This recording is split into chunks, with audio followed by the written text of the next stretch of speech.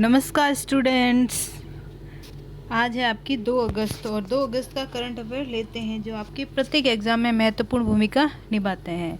देखिए students, daily routine आप देखते रहिए, एनालिसिस करते रहे और आप लाइक करें, शेयर करें और सब्सक्राइब भी करें। आंध्र प्रदेश की 3 राजधानियों को राज्यपाल की मंजूरी दे दी गई है। आंध्र प्रदेश की 3 राजधानियां बनने जा रही हैं। देखिए कौन कौन सी है। एक तो विशाखापट्टनम में, एग्जीक्यूटिव कर्नल में, जुडिशियल और अमरावती में, ठीक है। और अमरावती में लेजिस्लेचर राजधानी होगी, है ना, वो राज्यपाल की। और राज्यपाल विश्वभूषण हरिचंदन ने 3 राज्यों के निर्माण से संबंधित 2 विधायकों को कानून विशेषज्ञों से परामर्श के बाद ये स्वीकृति दी है। और आंध्र प्रदेश के मुख्यमंत्री कौन है? वाई.एस. जगन मोहन रेड्डी। उन्होंने ये कहा है कि भाई है ना, हमारा है ना सपना है ना पूरा होने जा रहा है। 3 राजधानियां बन रही है, उनका अब सपना है ना पूरा बन रहा है। देखो 3 राजधानियां मैंने आपको बताई दी है, एक बार वापस देख लो। विशाखापट्टनम में एग्जीक्यूटिव और कर्नूल में जुडिशियल और अमरावती में लेजिस्लेचर, 3 राजधानियां हैं, ठीक है।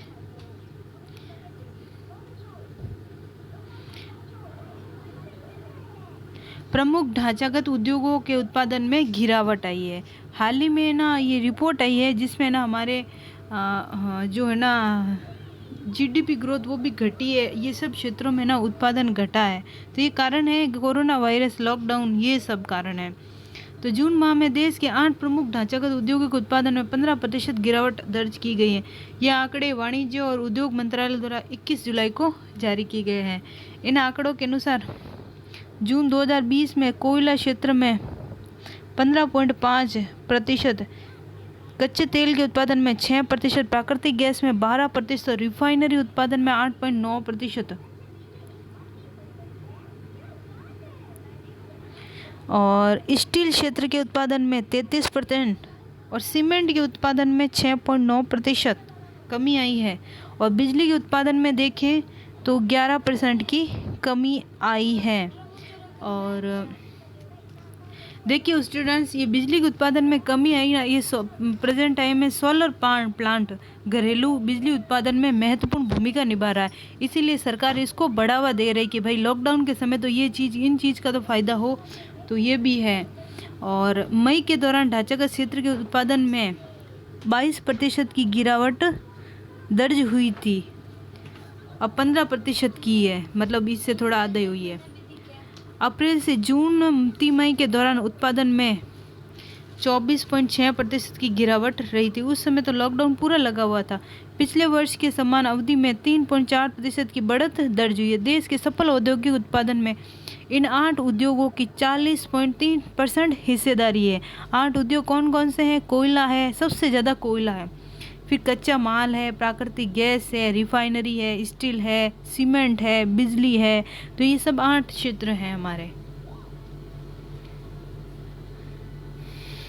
राज्यसभा सांसद अमर सिंह का निधन हो गया था। ये कहाँ के थे? ये उत्तर प्रदेश के राज्यसभा के सांसद थे। तो इनका कल निधन हो गया था। ये वैसे किडनी की प्रॉब्लम से जूझ रहे थे, किडनी की वो प्रॉब्लम थी, तो वो मतलब वो उसकी प्रॉब्लम से जूझ रहे थे, तो इनका देहांत हो गया। 64 वर्ष के थे, उत्तर प्रदेश के थे और समाजवादी पार्टी से जुड़े हुए थे।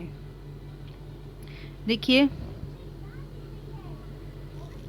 हाल ही में भारत और चीन के बीच में सबसे बड़ा डिबेट का मुद्दा है और अब वर्तमान समय में भी है, क्योंकि जैसे न्यूज़ में आ रहा है, जैसे सुनने में आ रहा है कि भाई है ना आने वाला विश्व युद्ध चीन करवा के ही रहेगा। तो ये चीन अपने आप को वो है, अपनी हेगेमनी रखने के लिए ये सब करवा रहा है, वर्चस्ववाद रखने के लिए ये सब कर रहा है। तो ये वो है। तो भारत और चीन सीमा में विवाद वो किस कारण से है? तो भारत और चीन है ना, देखो वैसे तो भारत और चीन के मध्य है ना एक है ना एलएसी रेखा खींची हुई है। तो ये एलएसी रेखा 3 जगहों से खींची हुई है। एक तो आपके उत्तरी लद्दाख से है, फिर आपके यहाँ सिक्किम में है, फिर आपके अरुणाचल प्रदेश में। 3 जगह से ये एलएसी रेखा खींची गई है। इस कारण इन देशों में ना तीनों जगह पे ना छोटी छोटी चीज़ों पे विवाद है। लद्दाख में है, सिक्किम में है, सिक्किम में वहाँ से कुछ क्षेत्र वहाँ पे, अरुणाचल प्रदेश में, तीनों जगह पे अलग अलग वो है गतिरोध है इनके बीच में। तो अभी हाल ही में ना मई के प्रथम सप्ताह में पेंगोंग झील क्षेत्र में भारत और चीनी सैनिकों के मध्य टकराव हुआ था, है ना। तो विगत 11 मई ऐसा कुछ था, उसमें था। तो इसमें ना गलवान घाटी के आसपास एलएसी को पार करके चीन के जो सैनिक थे ना, तो उन्होंने पूर्वी लद्दाख पर कई स्थानों पर चीनी सैनिकों की भारतीय क्षेत्र में घुसपैठ की रिपोर्ट भारत और चीन के मध्य तनाव को उच्च स्तर तक पहुंचा दिया है। देखिए, ये देखिए इनका मानचित्र है, ये देखिए ये अक्सई चीन है, अक्सई चीन पे अधिकार है। देखो ये हमारा वो है, और ये देखिए यहाँ से ये गलवान घाटी है, ये आपकी ये गलवान घाटी है। यहाँ से ये आए थे और यहाँ से आके और इन्होंने ना अटके किया था, भारतीयों को नुकसान पहुँचाया था, घुसपैठ की थी या ना इन्होंने। तो ये आपकी है वो, और ये पूरी है ना, ये जैसे ये पार्ट भारत का ही है। ये देखिए अक्सर चीन, आप ऐसे देखेंगे ना मैप में, ये भारत का मैप है। तो यहाँ पे ना ये चीन पूरा खंडित है, ये चीन ने इसमें वो कर रखा है, और इधर हमारे पाकिस्तान ने कर रखा है। तो हमारा ऊपर वाला हिस्सा पूरा खंडन की तरह ही है। तो ये है ना, भारत और चीन ये ना एलएसी भारत और चीन के मध्य सीमा रेखा ना स्पष्ट रूप से सीमांकित नहीं की गई। एलएसी तो पारंपरिक रूप से सहमत रेखा नहीं है। एलएसी सीमांकन जो भारत नियंत्रण रेखा क्षेत्र चीनी नियंत्रण रेखा पृथक करती है। इनकी लंबाई है ना 3488 किलोमीटर है, लेकिन ये चीन मान नहीं रहा है कि इतनी है। चीन इसे कम मान रहा है, 3000 एक ऐसी कुछ मान रहा है। तो इस वजह से ये विवाद डिबेट है, विवाद का कारण है। देखिए इसमें ना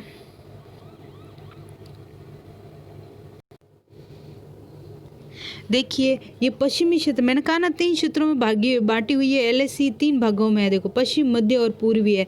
तो पश्चिम में लद्दाख की है ना वो जॉनसन रेखा से संबंधित है, उसे मैकडोल रेखा से 1807 में हुई थी।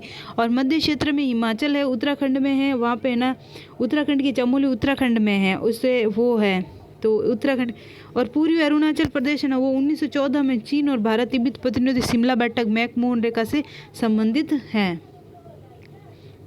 देखो वर्तमान में ना ये इनकी एलओसी से रिलेटेड वर्तमान में गतिरोध का कारण तो मैंने बता ही दिया कि वो अपनी सीमाओं को इधर उधर से वो कर रहे हैं। तो ये है, और बाकी जैसे अमेरिका हमारे पास आ रहा है, ये भी कारण है। फिर चीन की घेरने वाली नीति, उसमें भारत शामिल नहीं है। मोतियों की माला, उसमें इस कारण ये भी है। फिर कोरोना काल है। फिर चौथा कारण है पाकिस्तान में जो पाक अधिकृत देश है उसका भारत विरोध कर रहा है। तो ये भी 2-3 कारण है चीन से हमारे रिश्ते बिगड़ने के। और वैसे है ना डोकलाम विवाद भी हुआ था 2017 में, तो उसमें भी हमारा गतिरोध हुआ था। तो उसमें भी है ना वो भारत के कड़े विरोध ने चीन के भारत चीन भूटान के त्रिसंगम पर एक सड़क का विस्तार करने से रोक दिया था चीन को। तो ये कारण था।